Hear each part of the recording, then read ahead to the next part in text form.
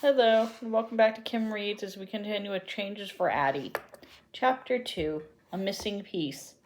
Addy was so eager to tell Sarah about the letter that she ran all the way to school the next day. She knew her friend would be as happy about the news of Esther, Auntie Lula, and Uncle Solomon as she was. So it was disappointing when Sarah was absent from school. Addy was worried. She hoped Sarah hadn't gotten sick from her wet feet the day before. After school, Addie put Sarah's slate and reader and the day's homework assignment in her satchel so she could drop them off at Sarah's house after she could finish the deliveries for Mrs. Ford. She could share her good news with Sarah then. That afternoon, whenever Addie went with her packages, she stared at the faces of the people she passed. Is that little girl Esther? What about that thin old man? Is he Uncle Solomon? She remembered what Mama had told her. She was working for Mrs. Ford and couldn't dawdle, but she couldn't help looking, hoping to see faces she missed so much. Sam was waiting for her at Mrs. Ford's shop after she finished her deliveries. I went to see Mr. Cooper at the Quaker Meeting House, he said. He told me a couple hospitals to go to. That's good, said Addie, and I got to stop by Sarah's too. Mrs. Ford looked at Addie with a slight smile. Tell your noisy friend that it's entirely too quiet in the shop today, she said. I'm counting on her to come clamoring through tomorrow. Oh, you can count on Sarah, Mrs. Ford, said Addie. I'm sure she'll be here tomorrow. I want y'all to come back in time for supper now, do you hear? Mama said. Addie got her school lessons and her reading for the church celebration to study tonight.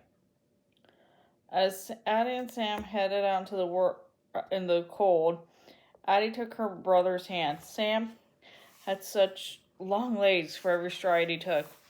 Addie had to take two. She didn't mind. She was always happy to walk with Sam. She missed him so much during the months when she had no idea where he was or even if he was alive or dead. Sam had the sleeve of his jacket pinned up. Seeing his empty sleeve always reminded Addie of the price Sam paid for freedom. He never complained about losing an arm in the war. Addie knew Sam was proud to have been a soldier fighting to end slavery. He had told Addie that he would do it all over again. Addie and Sam walked 2 blocks when Sam said, Girl, why are you looking so serious? What we doing is serious, said Addie. True, but look a here, said Sam. If we do find Esther and Auntie Lula and Uncle Solomon today, you can meet with them. You can't meet them with that stony face you're wearing. Addie smiled. Sam always had a way of making things better. Now that's much better, Sam said. No matter what happens today, don't lose that smile of yours. Addie was glad Sam was with her as they walked through the doors of City Hospital. The nurse at the front desk looked up at them. Yes? She asked impatiently. Ma'am, we looking for Lula and Solomon Morgan, Sam firmly. They old folks, and they got a little girl with him named Esther Walker. The nurse quickly looked through a list of names. Not here, she said flatly. Maybe they were sick and couldn't tell you their names, said Addie. Or maybe they just came in today, a few minutes ago. Young lady, interrupted the nurse, how do you expect me to remember a couple of old people and one baby? Hundreds of people come through here. If their names aren't on our list, there's nothing I can do. I'm sorry.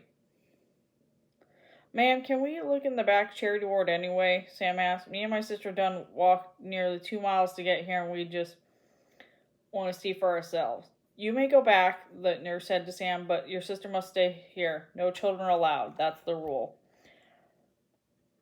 Addie was disappointed. She sat on the bench near the door and watched Sam disappear down the hall. In a little while, a large group of people came in and crowded around the nurse at the front desk. The nurse can't see me, Addie thought. She eased up on the bench, slid against the wall, and slid down the hall to the charity ward. She was only halfway there when she saw another nurse coming toward her. Quickly, before the nurse could see her, Addie ducked behind a cart filled with lanterns and held her breath. When the nurse passed, Addie let out a sigh of relief and hurried on. Addie wasn't sure she wanted to go inside once she reached the charity ward. The room was dimly lit and full of shadows. She could hear pitiful moaning, loud coughing, and children crying. Slowly, Addie walked forward, searching for the faces in the iron beds. She felt sad and scared. She studied the grizzled old men, miserable children, and bone-thin women. Ugh. Psst. Addie heard someone whisper, "Get over here." It was Sam. Addie didn't realize she had walked right past him. He was sitting next to an older man whose face was so thin it looked like a skull with the skin stretched over it. She saw right away that the old man was not Uncle Solomon. "Who is this?" the man asked in a weak voice. "She my sister, Addie," Sam said. He turned to Addie. "This is Mr. Polk," he explained. "He said he ain't seen anyone like Lula and Solomon and Esther here." "But I'll keep an eye on them," Mr. Polk said. "If they come in here, I'll tell them you were looking for them." "Thank you," said Addie. Mr. Polk smiled. "You remind me of my granddaughter Charlotte," he said to Addie. "You come back and see me again." "I will," Addie promised. Mr. Polk closed his eye. "You better get going now," he said. "I hear the nurse coming." "Goodbye," said Addie. She and Sam left the hospital quickly. The cold air felt good after stuffiness of the hospital. They walked together in silence for a while, both thinking of Mr. Polk and the other patients in the dismal ward. Addie was sorry they had not found Esther, Lula, and Solomon, but she was glad they were not such in a terrible place. When they got to Sarah Street, Sam said, "I need to get some things at the grocery store on the corner. You go to Sarah's, I'll meet you there." "All right," said Toddy. She hurried to the rest of the way to Sarah's. She knocked on the front door, but no one answered. Then Addie heard voices coming from the alley, so she made her way along a narrow passage to the alley, holding her nose as she passed the privy and stepping around piles of trash. Addie saw line after line of clothes hung across the alley. They floated like ghostly shapes in the December dusk. "Who that coming?" a voice asked. "It's me," said Addie. She lifted a sheet and saw Sarah standing on her toes, pinning a large shirt to a clothesline. "Hey, Addie," said Sarah. "I got some good news," Addie said. "We got a letter yesterday. Esther and Lula and Solomon may be here in Philadelphia." Sarah's face lit up. "That is good news," she said. "Just think, your papa ain't going to have to go away again, and your family going to be together soon. Me and Sam have been looking for them today. I was hoping you could come with us tomorrow after you and Sam make our deliveries. You and me make our deliveries. Oh, and I almost forgot. I got your slate and reader and tonight's lessons. But when Addie handed the slate to Sarah, it slipped from Sarah's wet hands and fell on the ground, shattering into pieces. "Oh, Sarah, I'm sorry," said Addie. She knelt down to trick up the pieces of the slate. "Now we ain't going to be able to do your lessons tonight." Sarah sighed. "It don't matter," she said sadly. I won't be needing that slate anymore."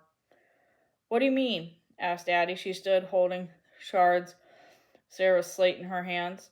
Sarah did not look at Addie. She took a deep breath and spelled out the words. "My mama need to help me with the wash. My family really need the money. We make more money when I stay home and work. I ain't coming to school no more." Addie shook her head, too stunned to speak for a moment. Then she said, "But you can't leave school, Sarah. You can't quit. Remember yesterday? We were talking about becoming teachers. If you leave school, how will you ever become a teacher?"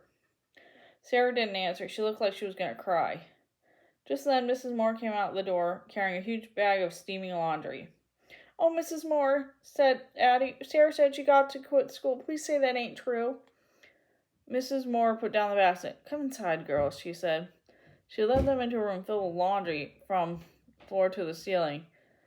Addie had never seen so much laundry in her life. It was stacked in baskets on the chair, on the table, on the bed.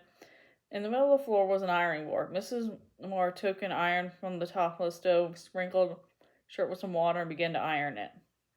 "Me and Sarah's papa don't want Sarah to leave school," said Mrs. Moore. "But times is hard, and we're scrambling to make ends meet. Sarah's papa working, I'm working, and we need Sarah to work too. There's just no other way." Addie burst out, "But Sarah can have the delivery job by herself. That way she can have all the tips. Hers and mine. Couldn't you stay in school then?" "Thank you kindly for offering to help. I appreciate it," Mrs. Moore said. "Those tips won't be enough." Addie wouldn't give up. "She can't quit, Mrs. Moore," Addie went on. "If Sarah stays in school, then someday Someday, Mrs. Moore replied gently. Sarah, Addie, we gotta eat today and pay for this room here tomorrow. Sarah needs new boots right now. We can't be dreaming about someday. Addie hung her head. There was nothing left for her to say. Now don't get yourself all upset, Mrs. Moore said. Things gonna work out. You best be getting home. Your mom may be getting worried. Sam's meeting me, Addie said. I'll be all right. Addie walked to the front door. I'm going to be in church on Sunday, she said, trying hard to smile. Maybe after I can help you practice the Emancipation Proclamation you're reading on New Year's Eve.